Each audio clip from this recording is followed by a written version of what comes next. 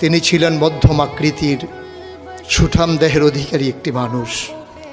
তার চুলগুলো ছিল ঘাড় পর্যন্ত প্রলম্বিত, হালকা হালকা কোঁকড়ানো। তিনি যখন চুলের ভিতরে তৈল দিয়ে আছড়াতেন মনে হতো মৃদুমন্দ ঢেউ দেখা যায়। তার কপাল ছিল চওড়া, ভ্রুগুলো ছিল জোড়া ভ্রু, ধনুকের মতো বাঁকা। চোখের পাতাগুলো ছিল ফুটন্ত গোলাপের গোলাপি রঙের এক একটি পাপড়ির মতো।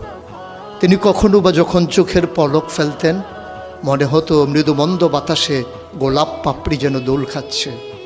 তার চোখের সাদা অংশ ছিল রক্তিমাভ সাদা, কালো অংশ ছিল কৃষ্ণ কালো। তার নাকটা ছিল খাড়া, নাকের ছিদ্রগুলো ছিল ছোট ছোট। নাকের নিচে ছিল সরু চিকন গোঁফ, গোঁফের নিচেই সেই গোলাপি রঙের ঠোঁট। তার ঠোঁটগুলো যখন কখনো বা মুচকে হাসত, গোটা পৃথিবীর মানুষ অবাক বিস্ময়ে দেখত।